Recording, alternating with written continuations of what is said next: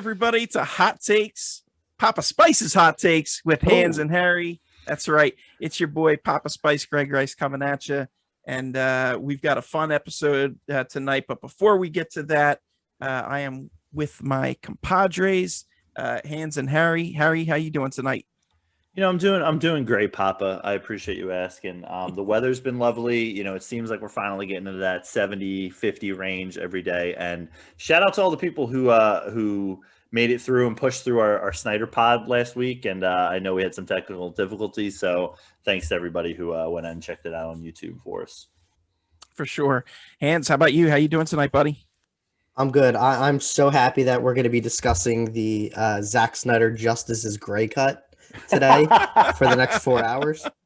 Oh, surprise! Nothing I like more than a black and white 4-hour Zack Snyder movie. This is how we trick the people in. We title it as a different episode, and then here's the Gray cut. Bring them in. All Zack Snyder cuts. Well, as much as I would love to spend another fraction of my life watching a Zack Snyder Justice League cut, that's not why we're here tonight. We're actually here for Godzilla versus Kong. And boy, howdy, I'm so excited to talk this up with you guys. I am a huge Godzilla fan. You can see my Godzilla Palooza poster in the background if you're watching here on YouTube.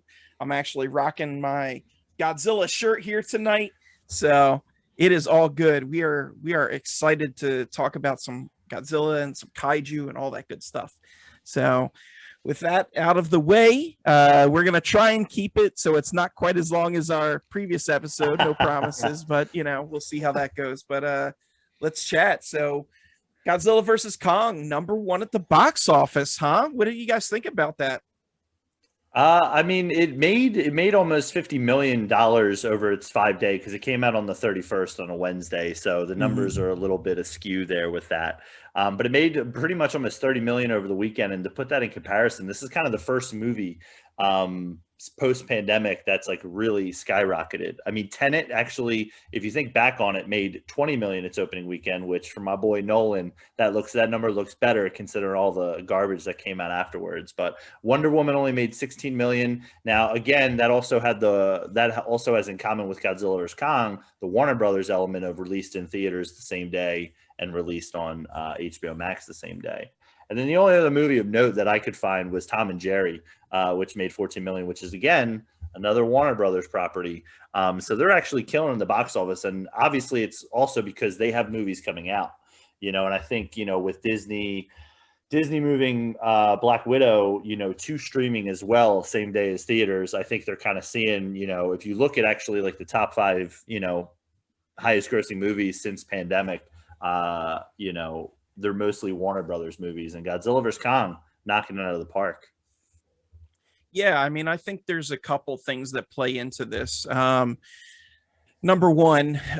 you've got more and more people getting vaccinated and feeling safer. And it's been some time, and, you know, you don't hear about people catching COVID from going to the movies or anything like that. #2, this was a pretty highly anticipated movie. You know, you have the two alpha titans, as it were, squaring off. It's not like a B-lister. As much as I love Rodan, he's a B-lister. So, you know, it's not quite like King of the Monsters, but you have that stuff. And, you know, like you said, the weather's been nicer and people wanting to get out of the house. It was spring break weekend for a lot of people, or Easter weekend. Yeah, so, you know, schools were out. I'm happy to see that it made all this money.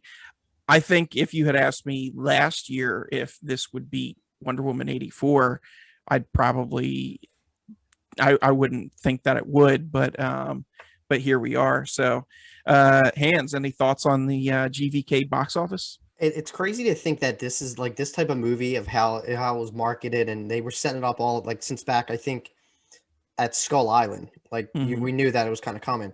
And to think that a movie is $50 million is #1, and when it's kicking off like this summer blockbuster is really crazy to think about. But then you look at the past 3-4 months of where movies were. I think it's really cool, and it is heading in the right direction. Now, I think that I hopefully we start seeing more like wider releases with these type of movies. Like, I know, like, I would love to see Mortal Kombat in the theater, like that type of movie. It's going to get direct to HBO Max, but I'm it's unfortunate that Black Widow is getting pushed back, because I think that this is kind of showing that, like, you're right, everyone's getting vaccinated. People are feeling a lot more comfortable to kind of get out of their comfort zone to, to go to the movies, which I know a ton of people, like, in general, go to the movies to kind of escape like some kind of like reality or whatever, like just as a getaway. So it's heading in the right direction, which is good for movie theaters, because unfortunately I haven't been to the movies since Rise of Skywalker, so that was my last taste of a movie on a big screen. Sorry. I know. So that's the stink and I have right now. But other than that, it's good. It's showing that we're going in the right direction, just as a business whole for movies. So I think that, it's great. I would expect it. Hopefully I was expecting it to kind of do more. Not do more, but wanted to do more. So these like blockbusters can start releasing again. Because I'm frankly, like, it's as a movie viewer and like a movie fan, it's upsetting that all these movies are getting pushed back. But I completely understand why. I'm not going to complain and say like I'm not going to be the first to complain and say like, why is this like, I understand. But I'm glad that they're actually like kind of turning a corner and going in the right direction. And this is just proof that, there is an audience for it. Now, is 50 million, is that worldwide or is that domestic? That's domestic. It's just domestic. That's domestic. Yeah, which is phenomenal. Like, especially from, you're right, Wonder Woman would have killed this in theaters, but that's great for Godzilla. Yeah. So you touched. Sorry, go ahead, Harry. No, go. Yeah, the only other thing I was going to say was that New York and LA theaters are now open as well to a certain capacity. And I'm glad that the theaters are, not going full swing with being like, hey, we're 100% open. And, especially in our area where it's, hey, 15%, 20%, 25% max for an auditorium viewing experience to make people feel comfortable. And hey, if you don't feel comfortable, what I do enjoy about what HBO is doing is they are saying, hey, if you don't feel comfortable, you can watch it today at home. So, for people out there who, don't feel like going, there is the other option for that. So, do what makes you feel comfortable. If you don't want to go to the movies to see it, then perfectly fine with me. Yeah. I think two other additional thoughts on this. Number one, it definitely bodes well for future blockbuster releases like Black Widow. This is kind of the first movie that we've seen in the pandemic era where it's like, okay, this is what we can really do realistically. And, if those percentages start going wider, for example, them allowing 50% of the theater in instead of, 30, 35 or whatever, it's only going to make more money. Second thing is this is a movie too that just you kind of got to see on the big screen, right? This is what the big screen experience is all about. No offense to, and this is going to sound like I'm throwing it under the bus, but I promise I'm not. Judas and the Black Messiah, great movie, but like not necessarily a big screen experience. Like I was fine watching that in the comfort of my own home. But Godzilla versus Kong was something that I had to see in theaters. And Hans, you touched on this, but yeah, this was, our first time going back for some of us.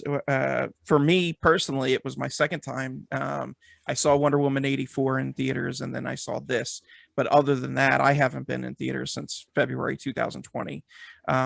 So it's fun. Yeah, it's a little different having to wear the mask throughout, but if that's the cost of safety, then so be it. I don't care about that. Harry, was this have you?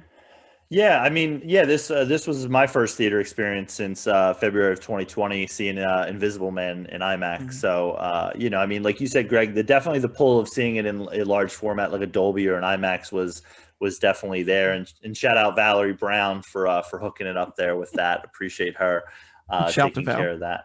But yeah, I mean, I know Chris didn't see it that way, and I'm sure he would have loved to, but at the same time, again, I just go back to this whole thing where it's like you do have the flexibility, like where we can all have this conversation and have seen the movie. We all three of us don't have to try to get together to make plans to go out to the theater, or Chris doesn't have to stress about if we're recording something like this to have to go to the theater to make a night of it. He can just pop it on, pause it. I mean. So yeah, Chris, sorry, I didn't mean to spoil your viewing experience there, but Greg also forgot to mention that he has a 20-inch TV at home and he only one speaker works, so that's why he had to get out to go. Yeah, exactly. Something like that. So Harry, you had a note about subtitles?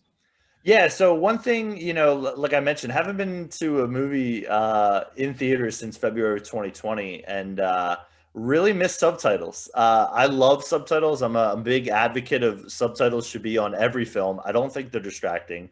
I don't think that they're a problem. If anything, they prepare you for when you get older in life, and if you have hearing problems, you're already caught up on how to view subtitles.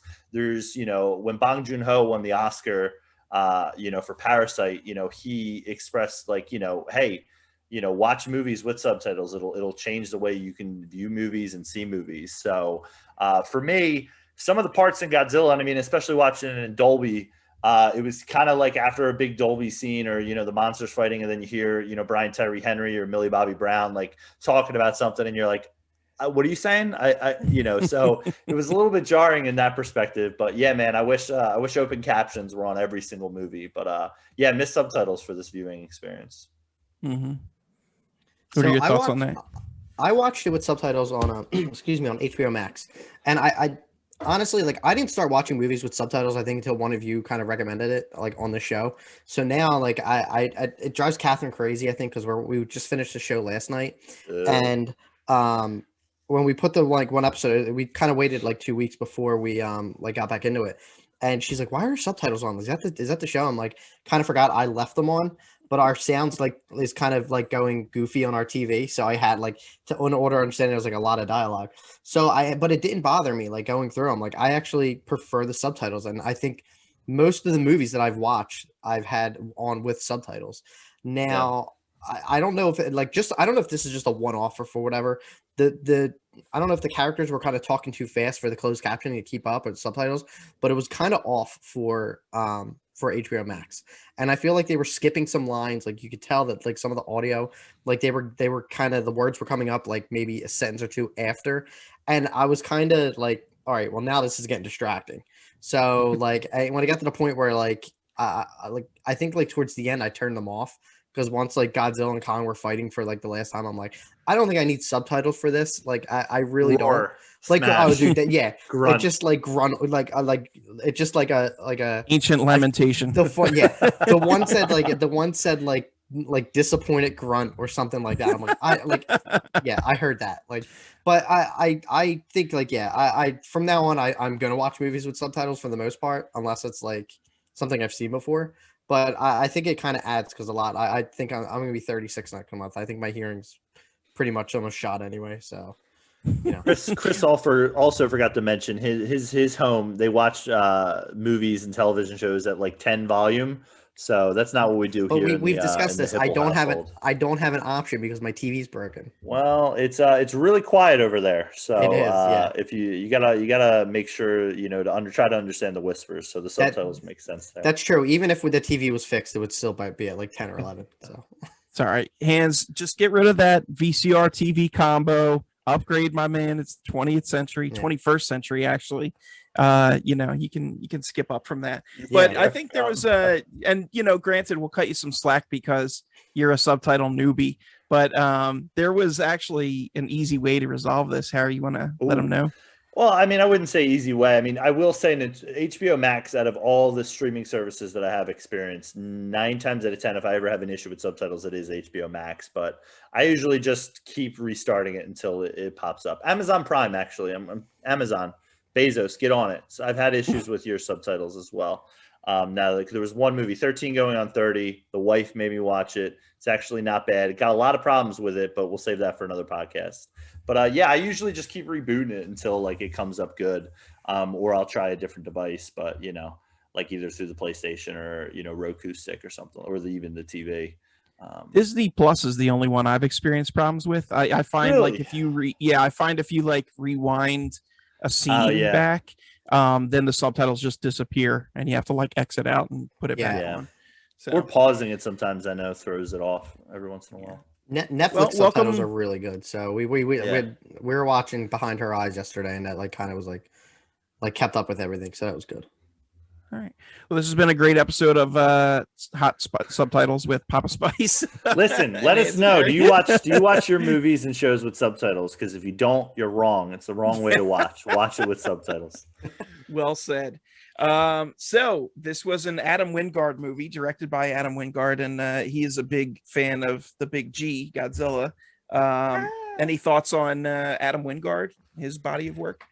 I really enjoyed his two movies, The Guest and You're Next. I don't know if you guys saw it, but if you did, those were the two that kind of jumped out to me for him. The Guest is they're kind of, I don't want to call them horror movies, but they definitely have, a spooky element underneath of kind of what's going on. I wouldn't say it's like paranormal type stuff. It's more of like, what is this person? Who is this person? And what are they doing? And, who are these people who are trying to kill us? But would highly recommend like suspense or thrillers? Suspense, yeah, definitely. I would say would be more leaning towards that and thriller. But yeah, those two movies highly recommend. I don't know if they're on Netflix. But I know The Guest was for a long time, and Your Next is definitely one I would dig up if you are looking for Adam Wingard movies. Cool. I haven't seen either of those. Hands, have you? Oh, no, I can't. I know Your Next has been on Netflix for a long time because I think it was on my queue to watch, and I just never got it. I never watched it never was next. I think I built my queue into maybe 40 movies, and this was well before I was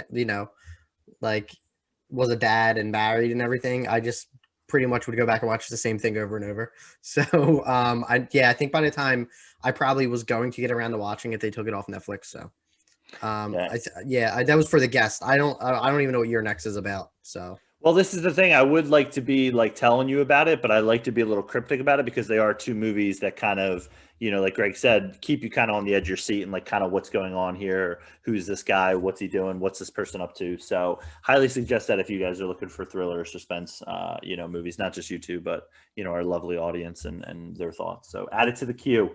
Are there any giant monsters in it? No, that's the other thing. There are no giant monsters in it. Wait, well, no. Just double checking the memory banks. Okay, well, thanks for the recommendations, Hare. Who were you guys pulling for before the movie started? Well, I think we know who Greg was pulling for. Greg also failed to mention the probably millions of dollars that obviously we all know Greg and the Papa Spice empire is flowing with cash.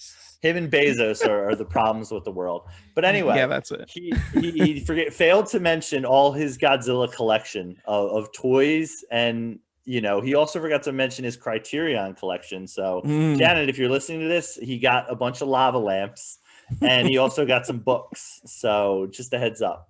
I hate you so much right now. For Godzilla. But I was pulling for Kong. I'm not going to lie. Not because I don't like Godzilla, but I think it's just Kong, when it came out in 2005, that was I was just about 17. And then in the last Kong Skull Island, I think he's just a little bit more relatable. I think the problem with Godzilla is he's kind of a god and he breathes nuclear fire out of his mouth. But I like an underdog. So I was pulling for Kong.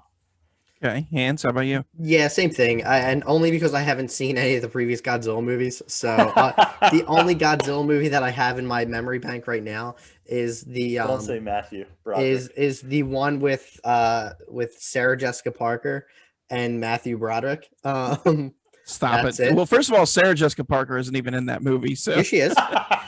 No, she's not. You're thinking of Maria Batillo. No, Sarah Jessica Parker is in that Godzilla. I'm gonna look it up in a minute. But yeah, we'll put $5 on it. All right. So sorry, I just got thrown off. Sorry. So the only reason Harry's right. Kong's very relatable and I kind of felt bad for him during Skull Island and you kind of relate to him where he's been in captivity pretty much all his life. Well, at least on that island, he couldn't go anywhere. He would own that place. And then during this one, you find out in the very beginning of the movie, he's basically in captivity where they're studying him and trying to, I would say they're kind of acting like a zoo where they're trying to help him and kind of, but that doesn't happen at the end of Skull Island, right? Like he's on Skull Island, and then the first time we see him since is in that like kind of area, right? Yes. Okay. So we'll get to that in 1 second. Let me just throw in Okay. my pick. So for those that are unaware, yes, I'm a huge Godzilla fan. I do love Kong also, but Godzilla for me is the big bad. The Like king. I He's the love king. I love Godzilla. Yeah, he is the king of monsters, and I am, like Harry said, a huge Godzilla fan. Been watching for as long as I can remember, and one of my favorite Godzilla movies was King Kong versus Godzilla, the original. Um, even though a lot of people consider it on the lower end, they think it's pretty cheesy, but You're not like but yeah. So other people. with our picks out of the way for who we were pulling for and who our favorites are, talking about Skull Island, yeah, the Skull Island movie took place in the 70s, and yeah, the last time we saw him was there, and then now at the start of this movie, Skull Island has been encapsulated by a Monarch outpost. Yeah. So, Which I guess would also explain why he wasn't involved in Godzilla King of Monsters as well. But right. I honestly like it. I disoriented me for like the first, I think, 15 minutes of this movie because I had totally forgot that Kong Skull Island took place in the 70s. So I was like watching it and I was like, wait, and I was like, oh yeah, Kong had to grow because they Right. mentioned that as he's going to grow. But yeah, in case people forgot, yeah, it takes place in the 70s. Right. Yeah, I thought too. I'm like, why didn't they ask what's it like Brie Olson or the other one to come? What's his name? Oh my Hiddleston? God, Tom Hiddleston to come back. And Sarah then I Jessica realized, Parker? like, yeah, all right. I did fact check that. I was wrong. She looks like Sarah Jessica Parker. She does. I'll give you that. I don't know $5 why. to Like, Greg. well, her and Matthew Broderick were together, so that's why I probably thought like it was one of those movies where like couples act and I don't whatever. But I was wrong. But yeah, I forgot too. Like, and I didn't know if that was like a post credit scene in King of the Monsters where they were leading into this, where they show Kong in captivity, or not. I keep saying captivity, but like in that like dome. Yeah. Yeah. But you can tell like in the beginning, like he doesn't want to be there because he basically like takes a whole tree and almost puts a hole through that place that looks like it's always raining. Yes. Yeah. He puts multiple holes in there. It's a Kamina from Star Wars. I love that reference. So then we had some additions to the cast. What are your thoughts on Brian Tyree Henry and Julian Dennison, our non-returning members? Yeah, so I mean, obviously, Chris doesn't know this, but Vera, she bit the bullet in Godzilla King of Monsters. She took the sacrifice there for that. I was actually wondering where she was because I thought I saw her on the cast list at one point, like before this movie came out. So thanks. Yeah. Thank you for clearing that part up. She might have been in like a flashback scene that got deleted or something. Yeah. We'll talk about deleted scenes as well, or what we think are deleted scenes. But yeah, listen, Brian Tyree Henry. I mean, he really popped off for me when I saw Widows. He's Daniel Kaluuya's brother, who Daniel Kaluuya hoping he wins the Oscar for supporting actor this year. He's an incredible actor. Frank's favorite actor, my probably favorite actor as well, considering things. But I mean, he's top tier for sure. But Brian Tyree Henry is not too far behind him. I know he's been on Atlanta on FX, but I haven't actually had a chance to catch that show. But he's incredible, and I just love the energy he brought. Kind of podcaster just like us, trying to solve these mysteries of what's going on there.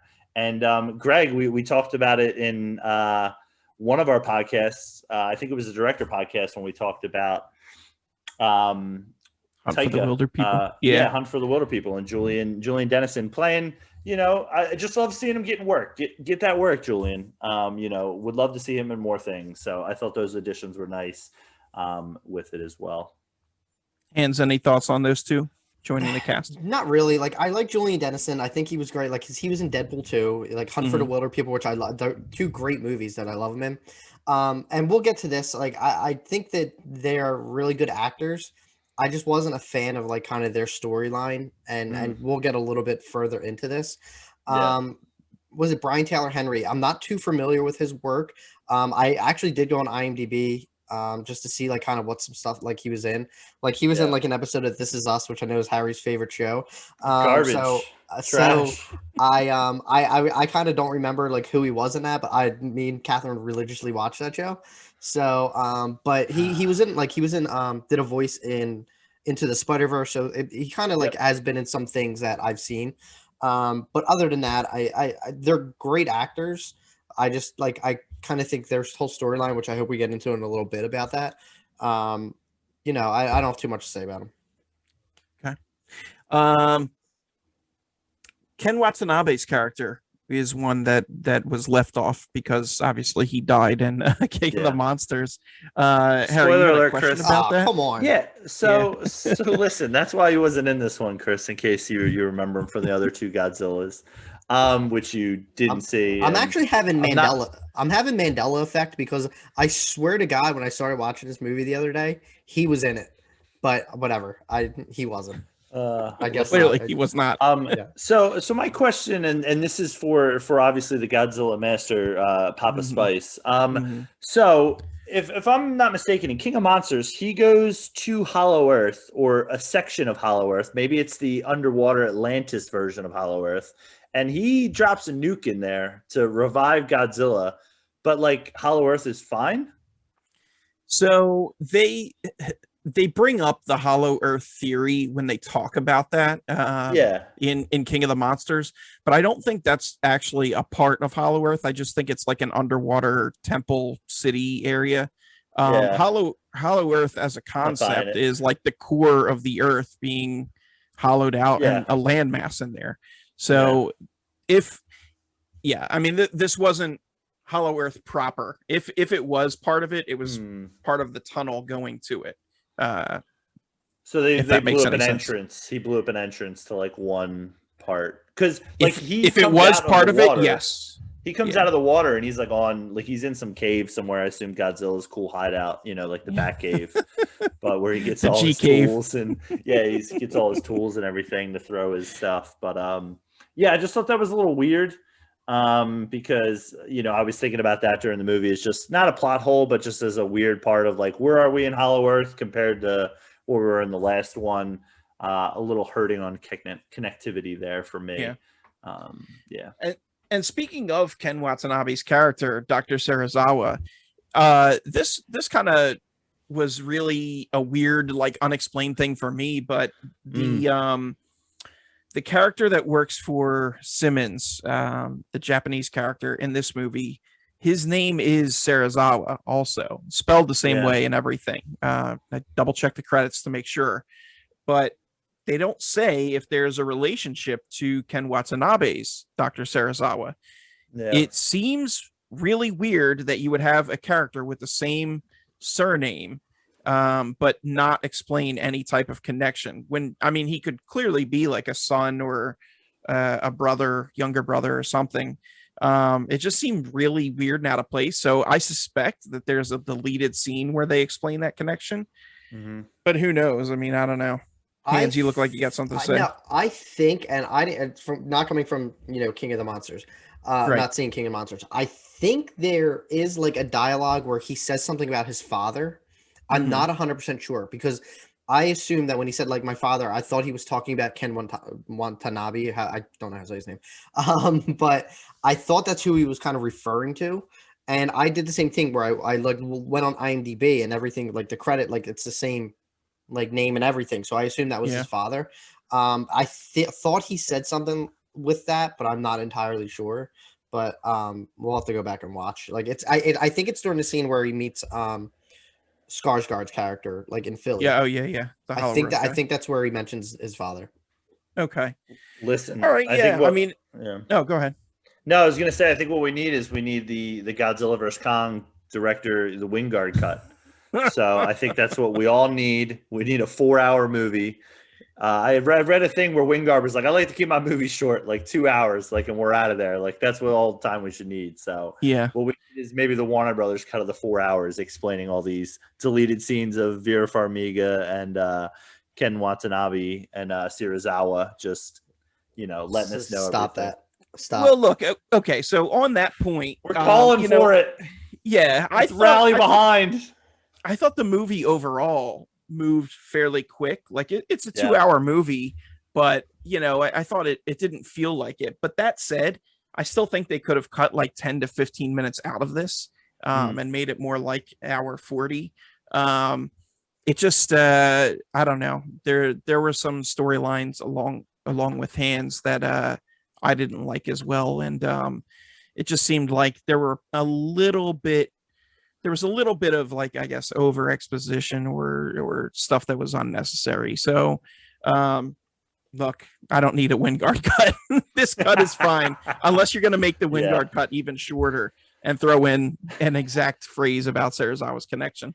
Yeah, I agree. Like, this movie did go by quick, because I find it very, like, rare nowadays where I sit down and watch like a movie in one sitting, and this is where, like, I sat down, and I think by the time I paused to like run and go to the bathroom, and I had like maybe a half hour left, or like I think it was right before the right Tokyo scene? before or right after the Kong gets Kong. the axe in Hollow Earth. So it was Oh, like okay. right where Godzilla blows the hole through Hollow Earth.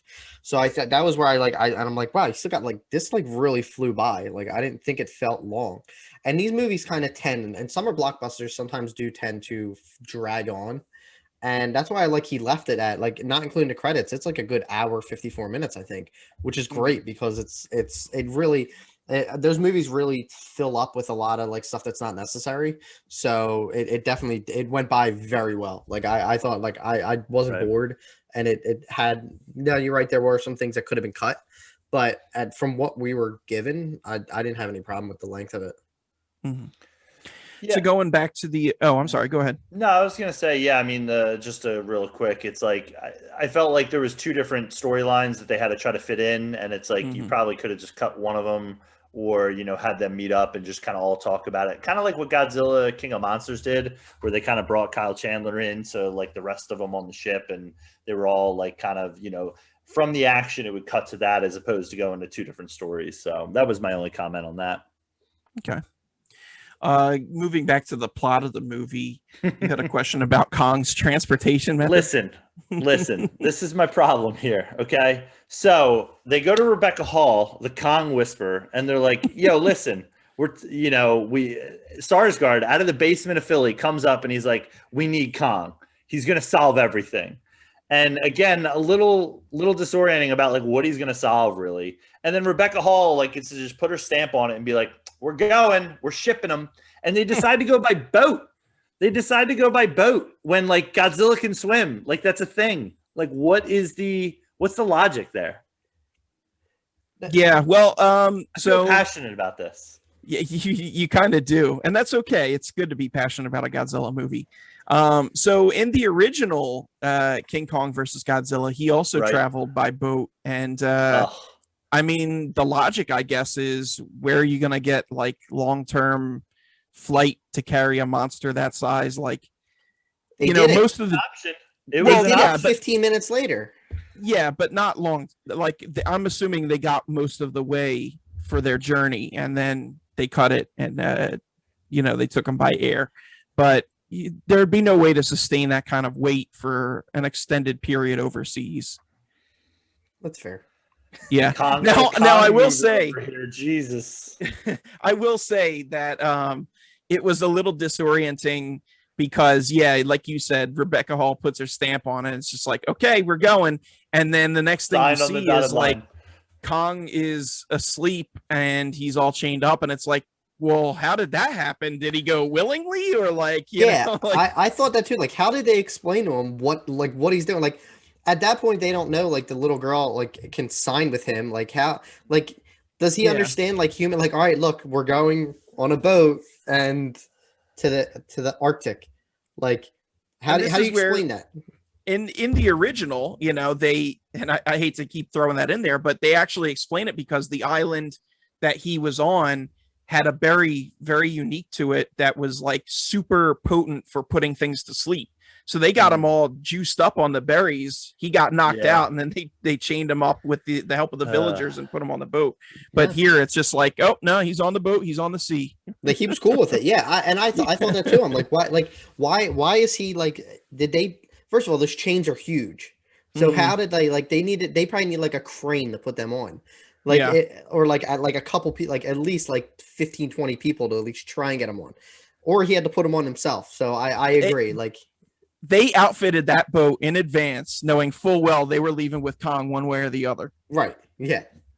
Like that Yeah. wasn't like this is like 9 months after she agrees. Like now they had that boat ready to This go. was like next day. The Yeah. paperwork on that has got to be incredible. Like, who's deciding? Like, how do we get these changed? Like, we just have this boat ready to move. And listen, I'll at least give them credit for that. Like, obviously, this is deep into the Titan universe, so it's understood that like they probably have built military equipment or transports to like if they have to move them or whatever it is. But it was just baffling to me that you would be like, let's take them by boat. That'll be cool. Nothing will happen. We're not in the waters that Godzilla likes to patrol. It's fine. Yeah. So moving on, we have the round 1 of the fight. What did you guys think about that? Hans, how about you? I thought it was cool. It was short, but I mean, like it's kind of the introductory fight. You get to see like kind of what their fighting styles are against each other. Like Kong's like a brawler for the most part. Like he like just goes like he's scrappy. Dude, I actually cracked up. Like was laughing so hard, and not because it was actually funny, but I think it was just like the way it was shot is where Godzilla comes up and like Kong just like knocks him right in the, like gives him like a right hand, and Godzilla like kind of like look like really like. Like it kind of knocked him loose for a little bit, but I was like, but I thought that was cool. But I think it's also you see like Godzilla's fighting style is like kind of like adapting to the environment in terms of like using like the water to his advantage and everything. Like he has those tiny little dinosaur arms, so like he's not going to get that full reach. But I thought it was cool. I like especially how you wonder how they are going to fight in terms of like how like their fighting styles, and I thought they did it really well, especially with him kind of just like staying still and with the whole boat flipping over. I thought they used the environment like really well for that. Yeah, that was neat. What'd you think? Yeah, I thought look wise, CGI wise, it looked pretty dope. I mean, I watched it on my TV and in the theater and didn't really have too many complaints with that. But yeah, some sick Kong jumps on the boat. He really used the disadvantage. I mean, this is where Godzilla had the home field advantage. You know what I mean? He was playing. He had the crowd behind him. He had the whole ocean there, and Kong did the best of what he could. Yeah, obviously, I think lost the fight. I think we can all agree with that. But Kong got some assist in from the humans as well, which kind of knocks that score down a little bit even more for me. But, in a way, I almost thought Kong kind of won the fight because of the humans and their assists. But yeah, I love the Kong jumps on the boat. That was pretty dope. My favorite part of the fight was Kong headbutting Godzilla. Yeah, underwater. That was dope. Like, yeah, it was like just that's the moment where my jaw dropped and I'm like, all right, this is what I'm here to see. Give me that. But yeah, no, I agree with both of you guys. I think the scene itself was really good. The round definitely went to Godzilla. Sorry, Harry, not because listen, humans in his. I agree, but like if you think about it, like Kong made it out of there, so like he kind of the humans made a good call. They just decided Godzilla's an idiot almost, and it's like, hey, we'll just play dead. It's fine. And Godzilla went on his way. Kong probably never even saw like anyone this size before like going against him, so he probably didn't really know. Godzilla has so many I don't want like powers at his disposal. Like he has like radioactive breath and everything. Like and like a big pointy tail. Like he has all this like crazy stuff that I think that like Kong kind of was like unprepared for it. And at the same time though, it was cool. But yeah, Godzilla took that round. Like he knocked Kong out. Kong woke up. He was in the Arctic. As much as I dislike Godzilla slander, it's funny that you call him an idiot because again, in the original King Kong versus Godzilla, they actually take time to explain that Kong, even though Godzilla might have an advantage with powers and stuff, Kong actually has an intelligence advantage because he's got a mammalian brain versus Godzilla's lizard brain, which is, not pea-sized, but relative, whatever the ratio might be. Yeah. So it's funny that you mentioned that, but something that was skipped over for this. All right, so then we get the fight. It finishes. They airlift Kong to Hollow Earth, and Harry, you didn't. I guess you didn't understand Hollow Earth. This is again. I didn't either. Like coming in, like please let me. I want you to explain it first before I try to explain. I will just say when they go to meet up Skarsgård in the basement of a school in Philly, and they're like, "Yo, man, like let's do your theory." I don't really understand what the strategy was and why Kong was needed to go to Hollow Earth to solve Hollow Earth, to find a way to get to Hollow Earth. Go ahead, Greg. Okay. So the way that they explained it in the movie is that they believe the Titans may originate from Hollow Earth. And so Kong may have a genetic memory passed down just inherently that if he were put in the situation where he's at the entrance to Hollow Earth, he would instinctively be able to lead them the rest of the way on the journey. And then that's where they're going to find that energy source that Simmons needs to power, you know who. Right. Does that make sense? Yeah. Well, jumping ahead. So that scene when they start to take the Earth and like the blue stuff from the Earth to like put it into their, large, robotic Godzilla. That's what I'm going to call him for the rest of the show. Robotic Godzilla. It's like, Rebecca Hall gets all upset. She's like, "What are you doing?" And they like take like the smallest portion of like that Earth, and they're like, "We're gonna send it up." And it's like they didn't even really like take much. Like, why are you upset about this? Why is this like a something to get upset about? And it's like, well, not only that, but I'm pretty sure they clearly explained to her like this is the whole reason we're going here to get that energy source. So it's a trip for Kong. It was like a field trip. I guess she treated it like, hey, we're gonna go to Hollow Earth. You can get memory lane. Come on down. I love it. Look at these flying snake dragons. Like, go beat them up. Great job, Kong. So is Hollow Earth like another dimension, or is it like exist in Listen, Chris, go to your backyard. Am I thinking too much into this? Am I thinking too much into this as a movie about a giant gorilla and a giant lizard fighting? There's a ton of books like on Hollow Earth theory and stuff like this that. This is a real it's a real thing that people believe in. In fact, there was a U.S. Admiral Byrd, B-Y-R-D, that traveled there in the early 1900s. Well, traveled to Antarctica, and he does an interview where he says, "Look, there's a land in Antarctica where creatures exist that shouldn't exist. They died out like millions of years ago." Yeah. So kind of like the Savage Land from X-Men, but that's part of the Hollow Earth theory. Now, Hollow Earth, the best way I can describe it to you is instead of what the commonly believed concept of Earth's core is that it's all like lava and just superheated molten rock. Instead, it's hollow, with the exception of a giant landmass that, creatures from billions of years ago may exist in. Does that make sense?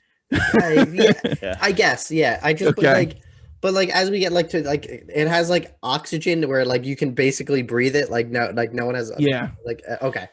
The only thing that threw me off is the gravity inversion stuff. It's like I don't understand why there's a gravity inversion, but that's why I was really confused. Like, is it because it's closer to the core? Because that's why there's such a higher push on gravity. Because I guess you have basically the whole planet around you, and I honestly, I'm thinking way too much than I planned on into this. But then I got when they first went in, it reminded me. Did you ever see the movie? I think we've talked about this. The movie Journey to the Center of the Earth. No, not that one. Contact. I saw it many years ago. Tim loves Contact. Yeah, he does. So do I. I love Contact. But it reminded me at the end of the movie when she goes to the portal and ends up in another dimension and sees her father. When they're going toward in spoiler alert, never saw it. Yeah, okay. Come on, sorry everyone. What the fans out there might not have seen it as well, Chris. It came out. I think it came out before I was born. It's been this show is decidedly is decidedly spoiler filled. If you're coming on here for a non-spoiler review of anything, you're in the wrong place. We gotta change the title of the episode to Contact Spoilers. Yeah, I'm gonna put that in my description. Spoilers for Contact. I think it was McConaughey's one of his first movies too. But other than that, we're all right. I digress. It kind of reminded me they were going into another dimension, they were breaking through some kind of seal. So that's why I kind of asked, what is this place? Is it real or is it But at this point, real within the movie. Okay, all right. Chris, we got 2 weeks till our next show, so just start digging backyard. Yeah. Tear it up. Let us know. We'll watch record. Captain Marvel and then start digging your way to Hollow Earth. Yep.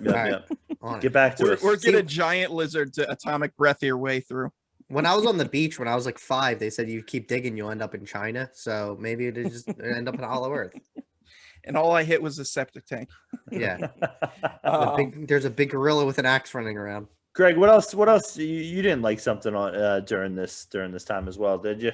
Oh, you know what? The only other thing I would add to the Hollow Earth stuff is I just would have liked to have seen more Titans there. Now, I say Titans, but like the creatures that they showed, I guess, would not be considered Titans. They'd just be considered creatures, whereas Titans are like the name big guys. But, you know, they theorized this is where the Titans are from. Clearly, a race of Kongs and a race of Godzillas had been there before because of, you know, the axe and everything. Yeah. So I would have liked to have seen more monsters. I'm guessing that they'll use this place in future installments as a way to explain new monsters showing up. But yeah, it's just the Kaiju fan in me would have loved to have seen more creatures. I agree with that only because it felt like it was kind of a repeat of Skull Island because it had all the all those like goofy creatures that Skull Island had, and it had Kong and everything. So I think it kind of was it felt like a repeat. Now there's tons of stories that they can go moving forward with like future Titans, which I would love to see. But I think that whole like the way they presented it in this movie was just kind of felt like a Skull Island sequel or, you know, reimagining. Yeah. Yeah, I felt like they covered a lot of ground in Hollow Earth too, so I don't know how they didn't come across like anyone else who was like, Kong's here, let's get him. But you know, again, I agree with you. I think future installments.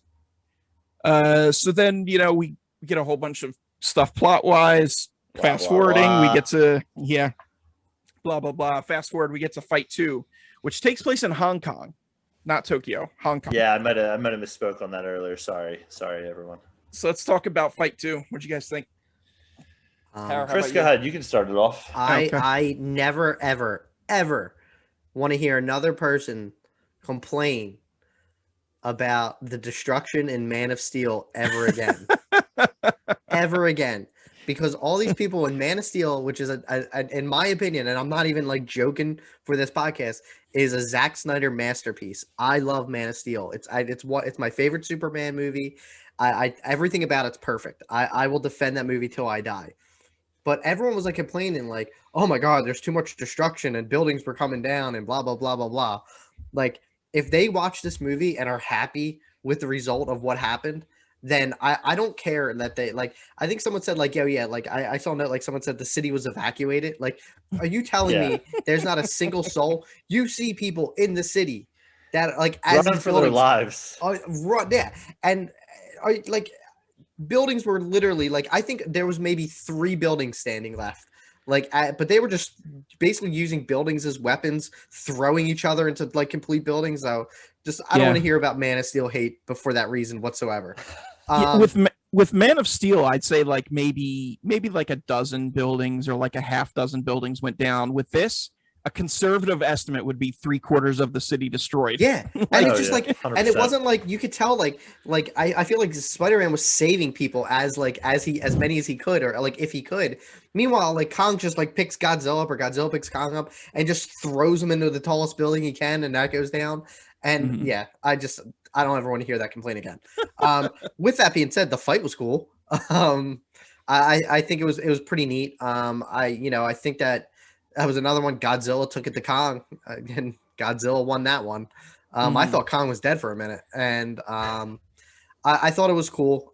It's another thing where I said before where I feel like Godzilla was kind of using the environment to his advantage because he knew like Kong would probably like on a one-on-one straight up, Kong would probably like would kill him, but he was like using that breath, like that hot breath as much as he can.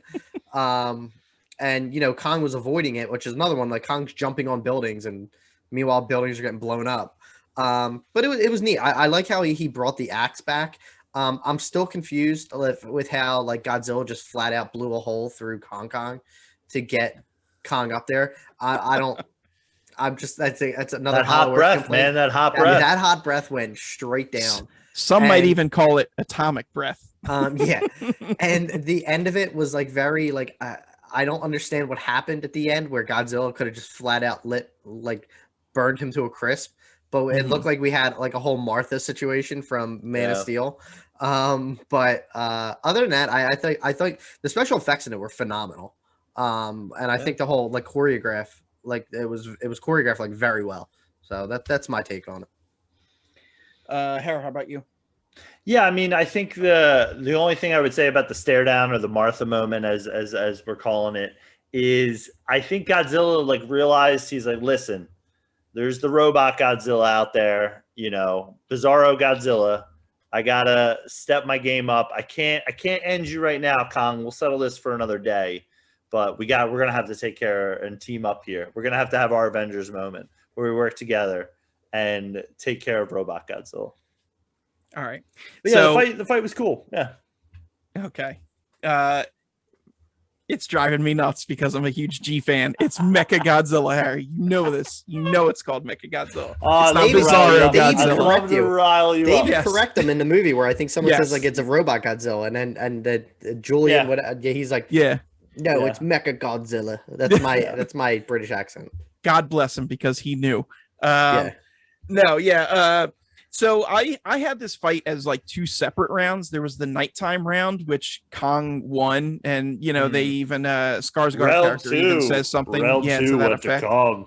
And then the third round is like the daybreak portion of that, right before Mecha Godzilla shows up, and Robot Godzilla Godzilla. clearly won that. Yeah. Now that face off that you guys are talking about, what I took that to mean is Godzilla knows he has Kong beat. And so it's like, what's the point anymore? Like the fight's done. You're not going to beat me. So I am the alpha. I'm leaving. And then, Mecha Godzilla shows up. But yeah, that's how I read the scene. I don't know. I really enjoyed the fight. I think you guys are spot on. The choreography was great. Kong was using tools to show his intelligence. So that was pretty cool. What did you think about Kong popping his shoulder back in? Yeah, a la Lethal Weapon.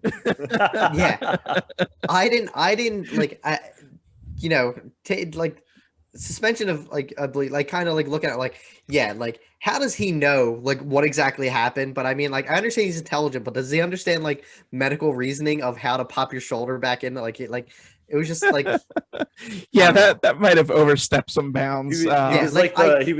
He's very smart, but he was like, "Oh, my shoulder! Like, let me just pop it back in." Apparently, he's anatomy smart. Right. Like, he was like the Rock in Fast and the Furious when he's like, "I don't need this cast anymore." Yeah, it just breaks it off. Oh goodness. Yeah. But again, we're talking about Science isn't there. We're talking about a movie about two giant monsters fighting, so I'll let that slide for whatever reason. Let it slide. I don't know if I'm gonna consider it a plot hole. It's just a matter of just like him like realizing what's happening. He's like, "Oh, let me just pop this back in. Hold on." Yeah. So yeah, I mean, ultimately, I had the Godzilla, or not the Godzilla, but Godzilla beating Kong 2-1. That's how I scored that fight. What do you guys think? Yeah, Not I mean, counting stuff with Mecha Godzilla. Yeah, I mean, without Robot Godzilla, definitely 2-1 there for it. Yeah, I mean, I think Kong was always going to be the underdog. I think he held his weight there with it. But yeah, I would agree with you. All right. As far as Mecha Godzilla goes, I loved him and the design. I thought it was really spot on. I do wish that they kept him out of the marketing because there were like hints dropped here and there and people guessed it like almost immediately. So that was kind of a bummer that it was spoiled. But beyond that, yeah, I mean, I really dug it. What about you guys? Hans, what'd you think of Mecha Godzilla?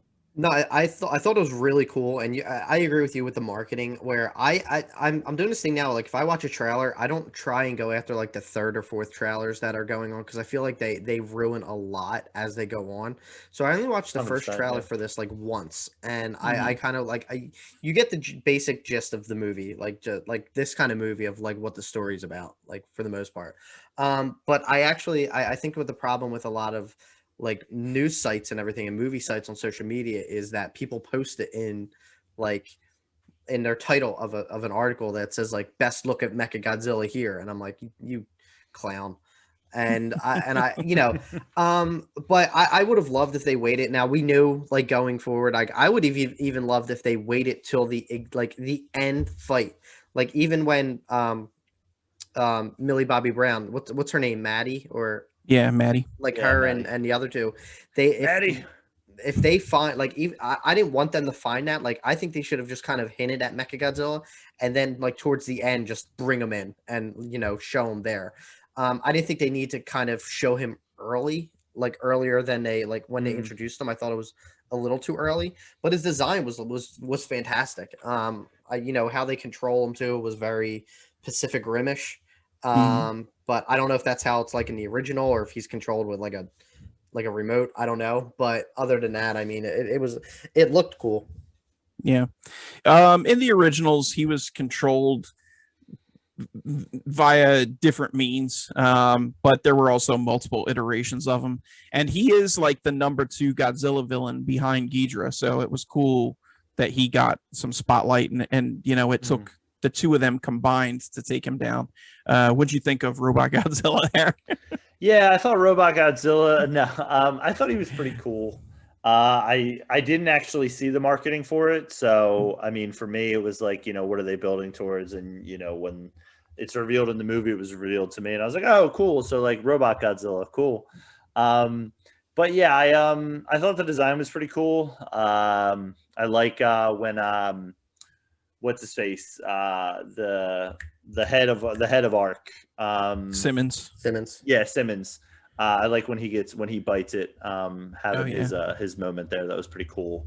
And you kind of realize, and what I did enjoy, which was a surprise for me, because again, not knowing the lore of Godzilla in a way, was like they thought they were going to connect him with that stuff from Hollow Earth, and then all of a sudden it's like, oh no, like he's going rogue, for it. So Godzilla got his time, but he had a really cool death or destruction of him. I really enjoyed when Kong was swinging that axe at him. That was dope.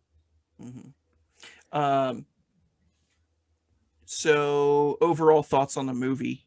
What'd you guys think? For me, I thought it pretty much was exactly what it was going to be. I don't remember when I texted you guys, but I remember, Greg, of course, was riding that hype train of like, yo, here's the trailer, guys. Yo, it's coming out this day. And I feel like I texted you guys at some point and I said, they're going to fight. They're not going to, like, nobody's really going to win. And I mean, I guess Godzilla kind of won, with our score of 2-1, which I would agree with. But like, then there's going to be something else that they have to fight. And I think, this is my problem a lot with superhero movies. And my only thing that I wish would have been different with this, which might have changed the impact of the movie in some ways, I felt like this was similar to Justice League, where it's like, I wonder if you could have gave Kong another movie, Godzilla another movie, or introduce something before they kind of come together and clash, to kind of build that lore a little bit, or even more to flush out the storyline. Why Hollow Earth needs to be there. I feel like it was a bit rushed for that, but I thought it was exactly what I had expected. My expectations were kind of met. They weren't exceeded. And the early reviews for it, I thought, were going to make me be like, holy cow, like this is going to be, incredible, not incredible, but like, this is going to be great. And then, walking out of it, I was just kind of like, yeah, that was kind of what I thought. Hans, how about you?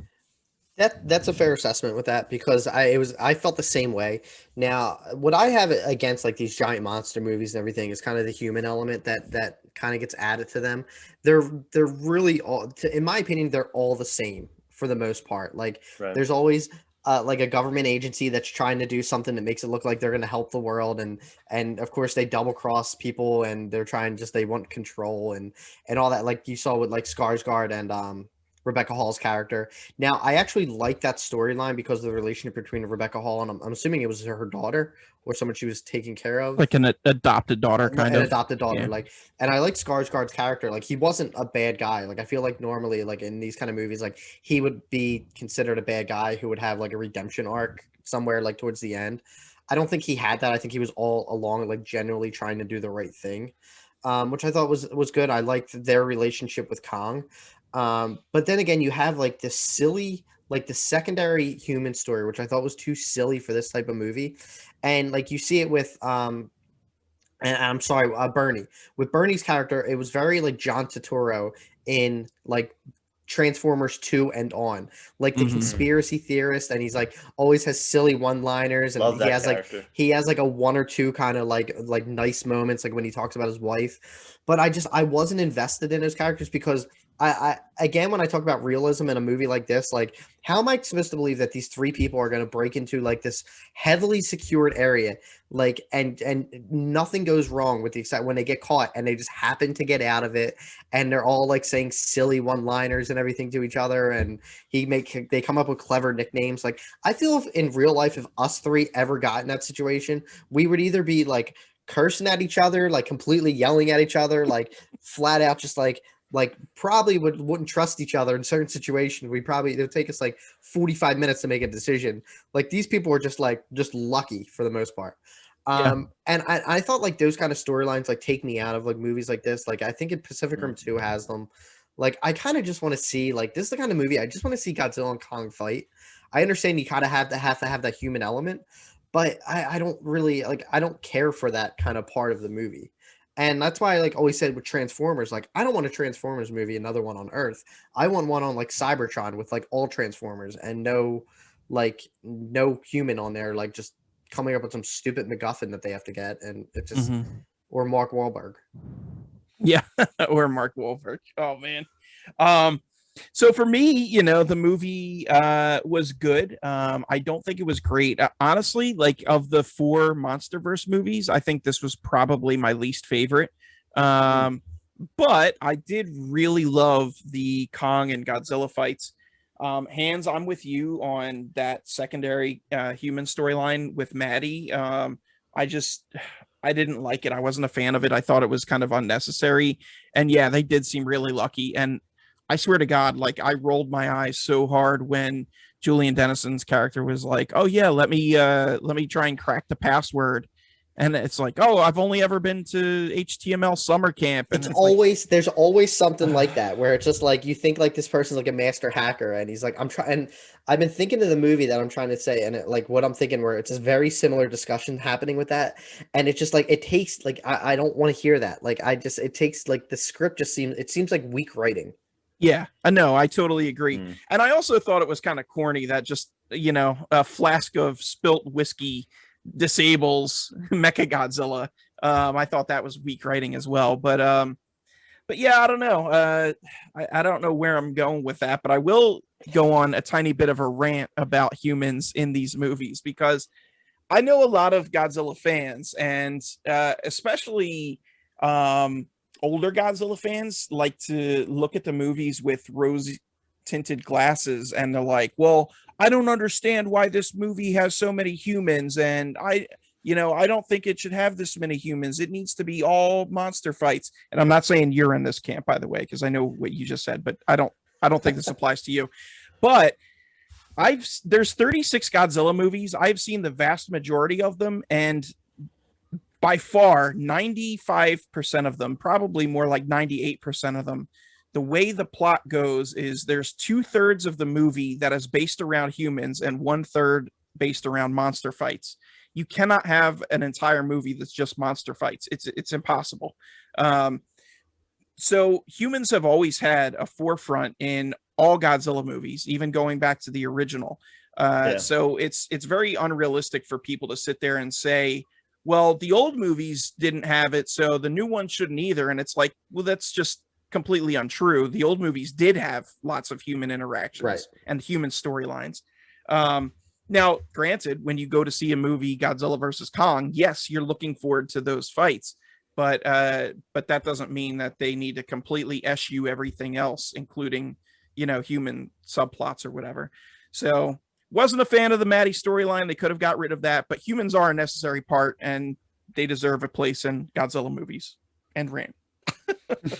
No, I agree with everything you said. Like I like when I say like I just want to see like kind of Godzilla and Kong fight for 2 hours. Like I didn't have a problem with it. Like the first storyline of them going to Hollow Earth. I thought that was like fleshed out. That was like perfectly explained of what their purpose is, and there was like kind of like scientific explanations of why they're doing what they're doing, and you know, of course, you know, they're end up going to get double crossed by the bad guys, because that's like every other movie, like monster movie or not, like you Yeah. just can't trust anyone in this type of movie. But I think that if they spent more time on that, or even cut out some of the like the Maddie story, like I thought that was the like I agree saying it was good. I would give it like a 6 out of 10 for me, like in terms of rating. I feel like if you took that out and like kind of maybe replaced it with some of the old, like the first storyline, or maybe longer fight scenes, I would be all for that. I just didn't understand. Like I didn't understand why it was there. Yeah. Yeah, I hear you. Somebody earlier mentioned that it felt more like a Kong movie. Yeah, I mean, for me, it felt more like a Kong movie. I mean, I think he gets the, you know, I think we all agree about the Maddie storyline, and, you know, even involving Kyle Chandler. Like, while I did enjoy Brian Tyree Henry's like character, like, I wonder if there's some contractual obligation for, like, you know, Chandler and for Millie Bobby Brown to be in the movie. But like, I would have been fine if it was just Brian Tyree Henry, like, kind of going on like a one-man mission to like try and figure out what's going on. I don't But know it if I could have taken a whole movie of that. Oh, dude. Well, not just him, but like, you know, I did enjoy kind of the Kong storyline, you know, and his connection with the young girl with that. So but it definitely felt more like a Kong movie to me. You know, I felt like you know, they didn't really use, like, Godzilla just kind of pops up and then he's like destroying stuff. It's like you know, this is why I have such I don't know the way you feel about it, Greg, but this is why I like the 2014 Godzilla so much with Bryan Cranston, because I felt like there was a good story there. I felt like the characters were important, and I felt like Godzilla was used in a way that was not like that involved him in the story as well. Yeah.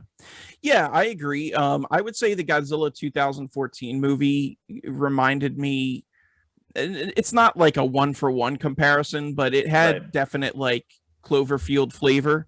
Yeah, for sure. Yeah. And that's a cool way to take Godzilla, and I'd be all for seeing more of that type of story. And yeah, you're right. You know, the human characters in that movie were really good, and gave you a nice anchor to get behind. But even in King of the Monsters, you know, I thought the human storyline was pretty good, and seeing Maddie in that, and you know, her dad, Kyle Chandler's character, they were pretty cool. But there was just nothing for them in this movie. Like, they took whatever interest I had in them from King of the Monsters and just depleted it with this. So yeah, I guess, I don't know if you're right or whatever, with it being just a contractual situation, but it is what it is. But yeah, I mean, I'm with you. I think it felt like a Kong movie too. I think it was supposed to, but it also, when the movie is called Godzilla versus Kong, and I'm not saying this just as like a Godzilla fan, but like, you should see both sides of it equally. And they didn't really do anything on the Godzilla perspective. Like in the other movies, they said, you know, he's kind of not like a protector of humanity per se, but he keeps the balance of things in nature. And in this, he was just kind of like a wall for Kong to go up against. So that was, I don't know. That's kind of why I didn't relate to the movie quite as much. Again, love the fights, but it just it wasn't there for me.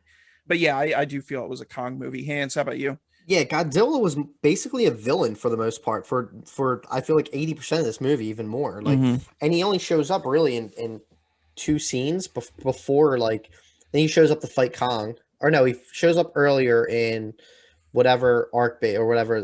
What's that place called? Arc? Apex. Apex. I'm sorry, Yeah, Apex. Yeah, he shows up the one Apex, and that's where you see like that machine that looks like it's like drawing him there or whatever it is. And you get where he fights Kong, and I don't think you really honestly see him again fully until he fights Kong again.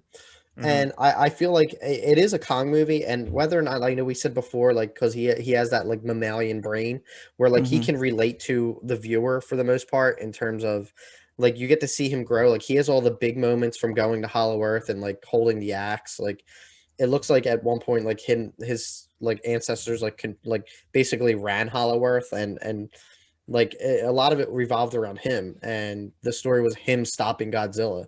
and or trying to find a way to stop Godzilla. And I think it definitely felt like a Kong movie. Now, if that's because we only got one Kong movie and it took place like 30, 40 years or 50 years before this one did, it's possible.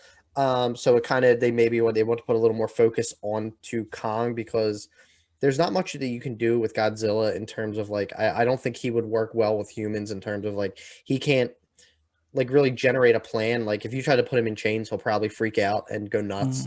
He doesn't know sign Burn language. them off with his Yeah, he'd breath. burn them all. He doesn't know sign, like he can't communicate with humans. So I think like it was the right move to make Kong basically like kind of like the central figure of the movie. Yeah. Agree. Okay, so what's next for the Monsterverse? What do you guys think? Hans, what do you think? I don't know, like what does Legendary have the rights to in terms of like I'm a huge Cloverfield fan. Like I love Cloverfield. Like I would love it if you have Kong and Godzilla versus whatever the Cloverfield monster from, not the one from the first movie, but the one from I don't know if you watch Cloverfield Paradox on Netflix. Yeah. No. At the very end, basically the monster, like his head comes above the clouds, which is awesome. I would love that, but Spoiler alert. I don't know if they're Legendary or not. I don't know if they can get the rights. I know we are getting like a fourth Cloverfield movie, like a direct sequel to the first one. I don't know, but other than that, I don't know. Like you're gonna have another team up again, like, and I think they're like someone said before, they're gonna focus more on Hollow Earth. So I hope they do. I hope like Kong and Godzilla somehow like kind of not live together like in like a harmony on Hollow Earth. I still think like they're gonna have maybe like a fun tension like with each other, but I would love to see them like kind of team up into like a bigger like fight like an army of monsters for the most part. That'd be pretty cool. Harry, what do you think? Yeah, I mean, I'm gonna shout out again, another shout out for my boy Dom. He threw me some tweets over the weekend about let's get Fast and the Furious in here. Let's get Dom Toretto fighting, trying to take out Godzilla. Let's do it. Let's roll. Ride or die, family for life. Let's do it. As someone who loves both of those franchises, I can't. My mind is shattered right now thinking about these are getting so out of control. Like they really are. They're going to space. But no, I mean, what I would like to see more for the Monsterverse is let's go explore Hollow Earth. Let's build out, a little bit more story for Kong or even for Godzilla. But I mean, I think his story is pretty set for it. But let's add the space element in it, because I think Monster Zero. What's again the name? Ghidorah. Is that what it is? Yeah, Ghidorah. Sorry. I mean, that would be cool if a Ghidorah comes back in or something from space, because I think that's kind of only the place you can go in a way for it. So those would be my two shouts of like, let's see them team up a little bit more. But I'm sure it'll be typical, like Avengers, where it's like, oh, well, Godzilla's disappeared, while during the Kong movie, and it's like, oh, Kong's back in captivity for the Godzilla movie. So, just to kind of get that by so people don't have to ask questions. But Greg, I'd love to hear from the Monsterverse master. What do you think? Oh man, so I've got some cool info for you. Not only does Godzilla have villains from space, including one of my all-time favorites, Gigon. Look him up after the show. He is such an awesome design.